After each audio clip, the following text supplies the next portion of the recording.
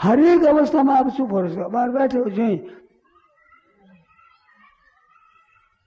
निष्क्रियता का अनुभव होगा, कुछ नहीं कर रहे हैं आप, कुछ याद नहीं होगा,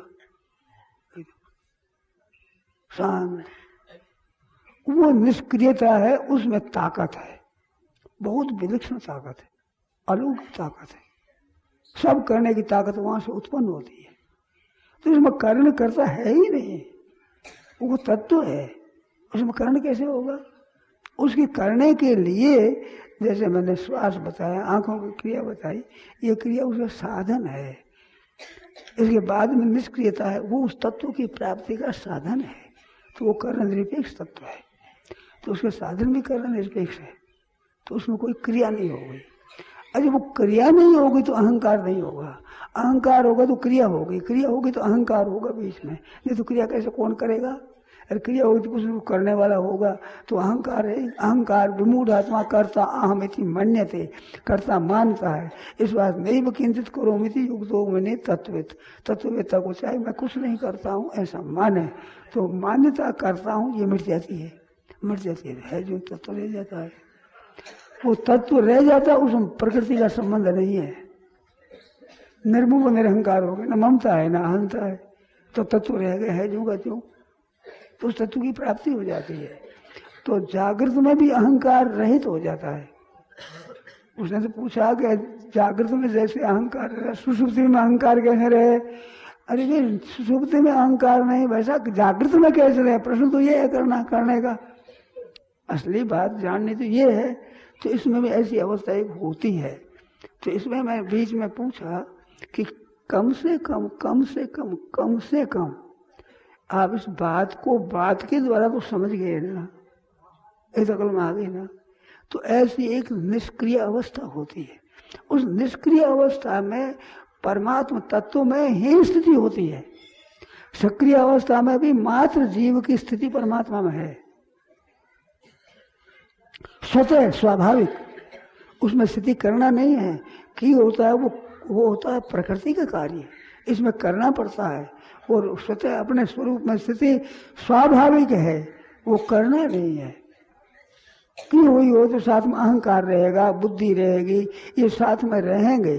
जड़ के संबंध बिना कोई अभ्यास नहीं कर सकते, कहीं भी स्थिति नहीं कर सकते। जड़ का अभ्यास, जड़ का संबंध लेना पड़े, और जड़ के संबंध रहित होने पर तत्व स्वतः रहता, कुछ करना नहीं रहता है। इस बात मैंने कई बार कहा कि करना क्या है, कि कुछ नहीं करना ही करना है। ना फूलना करना, ना संकल्प हो जाए करना, ना संकल्प मिट जाए ये करना, ये भी नहीं करना संकल्प मिट जाए। मिटने की भी इच्छा नहीं, करने की भी इच्छा नहीं। कर्मणि अकर्म, ये इसकी व्याख्या में वहां पर विचार किया है। कर्म योग की दृष्टि से, ज्ञान योग की दृष्टि से, भक्ति योग की दृष्टि से, तीनों दृष्टि बताई वहाँ। भक्ति योग जो माम पश्चित सर्वत्र सर्वत्र, सब में भगवान को देखे, भगवान में सबको देख चुप हो जाए। और ज्ञान योग में सबको आत्मा में देकर आत्मा को सब में देखे, सर्वभूत समात्मानम सर्वभूतानि च आत्मनि, ये हो जाएगा। और यो माम पश्चित सर्व सर्वमयि पश्यति, यही कर्मणि अकर्म यह पश्चित, अकर्मणि कर्मी है, ये कर्म योग में। यो माम पश्यति भक्ति योग में, सर्वभूत समात्मा सर्वभूतानि च आत्मनि, ये ज्ञान योग में। तीनों बताई है, 29, 30 और 32। देखिए 18 में साफ है, कर्मणि अकर्म यह पश्यति, अकर्मणि कर्मी, साफ है एकदम। आगे इसकी व्याख्या है 5 श्लोकों में। तो इसलिए चुप हो जाना। अब वो चुप आप किस रीति हो जाओ, परमात्मा का स्वरूप देखते तो जाओ, सगुण का ध्यान करो, तो भगवान का ध्यान करके चरणों में चित्त लगा रहो, बस वहीं स्थिर हो गए चरणों में ही, तो वही अवस्था में स्थिर हो जाएगी। वही कर्ण निरपेक्ष हो जाए, करने की जरूरत नहीं है। ध्यान कर दो, मुख पर लगा लो। वात्सल्य प्रेम है, जैसे कहा अपन लाला को बेटा मानते हैं, वे मुख की तरफ देख करके और चुप हो जाए। फिर देखे नहीं, देख रहे एक बार सब तरह से वृत्ति हटा और भगवान मुख की तरफ देख लिया, देख करके चुप हो गए, तो वही कर्ण निरपेक्ष साधन हो जाएगा, वही समझ हो जाएगी। वक्षस्थल में भगवान देख लिया, भगवान ने चरणों में देख लिया, देख कर चरणों में स्थिर होकर फिर कुछ भी चिंतन नहीं करे, तो कुछ भी चिंतन नहीं करेगा, उसमें उस तत्व की प्राप्ति हो जाएगी। सगुण करो, निर्गुण करो, कर्म योग करो, कोई करो नहीं, वो निर्मोह निरहंकार होगा।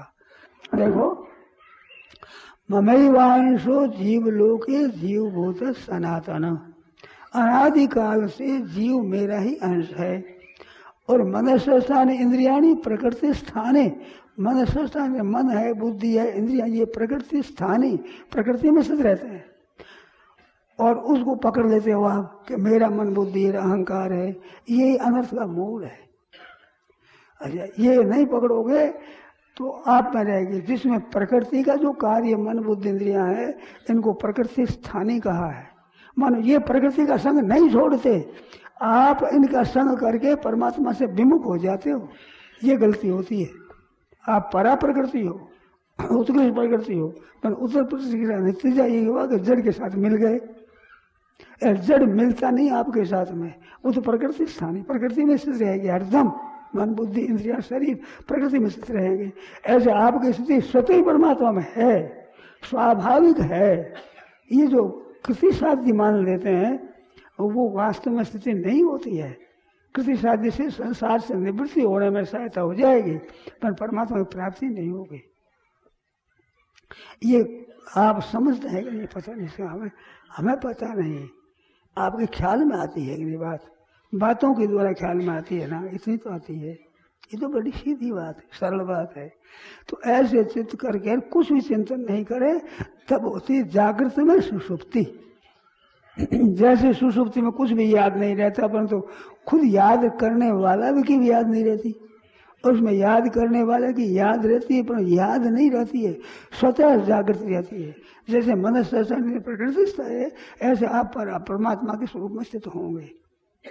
नींद नहीं आनी चाहिए, आलस नहीं आना चाहिए, फुर्ना नहीं होनी चाहिए, फिर आप किसी परमात्मा में होगी स्वतः।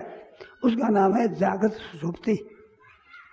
तो जागृत सुषुप्ति में बोध हो जाता है, ज्ञान हो जाता है, ये बात है। तो जागृत सुषुप्ति है, इसके लिए उद्योग है, कुछ नहीं करना, हमें करना कुछ है ही नहीं। हरदम ये विचार के मेरे को करना क्या है। ऐसे निर्विकल्प होने के लिए अगर आप कृपा करें, थोड़ी रोजाना अभ्यास करें कि हमारे कुछ नहीं करना है, चुप हो गए, 10 बार 20 बार 50 बार 100 बार कर दो आप, चलते फिरते उठते बैठते खाते पीते बीच में कुछ नहीं करता, तो एक निर्विकल्प होने की ताकत मिलेगी और निर्विकल्प का आनंद आवेगा। वो आनंद आप फिर छूटेगा नहीं आपसे, उसमें इतना सुख है जो विकल्प सुख रहती कि कहीं किसी भोग में किसी संग्रह में सुख होगा नहीं, होगा नहीं, हो सकता ही नहीं।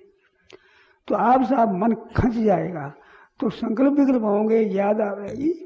तो जैसे आंख में कोई फूस पड़ जाए खटकता है ना, ऐसे संकल्प विकल्प खटकेगा, आपको बुरा लगेगा। कब कि जब निर्विकल्प होने का सुख मिल जाएगा, स्वतः ही स्वाभाविक ही सुख जो मिलता है निर्विकल्प नहीं मिलता है। मैंने बहुत जैसे हमारे एक घड़ी चाहिए और घड़ी जीवन में खूब आई, आपने घड़ी दे दी तो घड़ी मिलते ही एक खुशी आती, तो खुशी वो घड़ी से नहीं आई है।